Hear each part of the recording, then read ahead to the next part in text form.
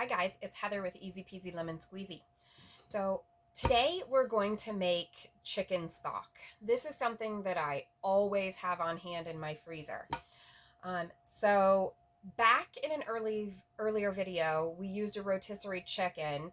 We used the meat off of it, and then I told you to put the rotisserie chicken in a Ziploc baggie and keep it in the freezer. I actually have two of them in here, so it's basically just was whatever was left over, the skin and whatever meat left over on the bones. And I have two of them in here. I'm just gonna put them both in this pan. I've done it with just one before, so if you only have one, that's okay too. I just happen to have a couple of them, so I'm just gonna make it with both. It'll just make it more flavorful. Now, my other trick to this is I also always have in my freezer my scrap bag. So this is just a gallon-sized Ziploc baggie that I keep in the freezer, and I just continuously add to it. So I had some celery that was ready to go bad, so I just threw it in my bag, popped it in the freezer.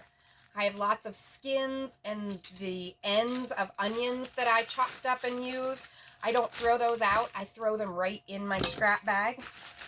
There's also the butt of a lettuce head in here. Let me see what else. Oh, the seeds and leftover of a green pepper. So any vegetable scraps that I have, I throw in my freezer bag. We're just going to dump all those in there. Hopefully it's all going to fit in this pan. Might have to break it up a little.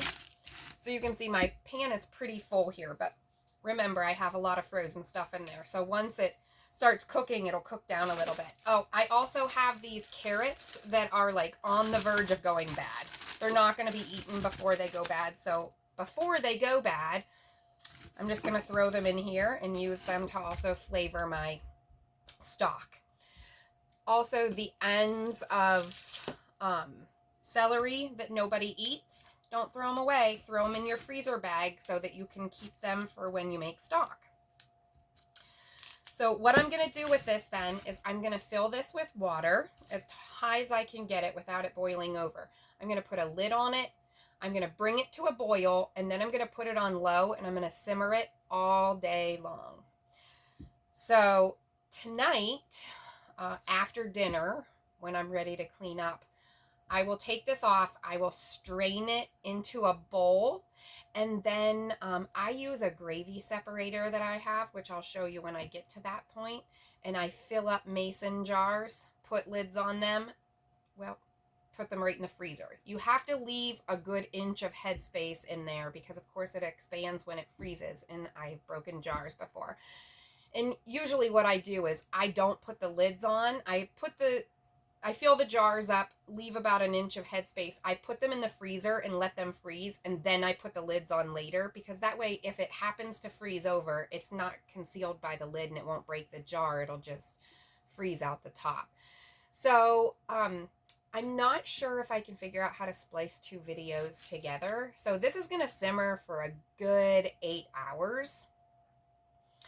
So I will see if I can splice two videos together and hopefully come back and show you the end process of all this. But waste not, want not, throw everything in your freezer. Keep it for when you're ready. So hopefully I'll be back shortly to show you the end product of my delicious chicken stock. Stay tuned.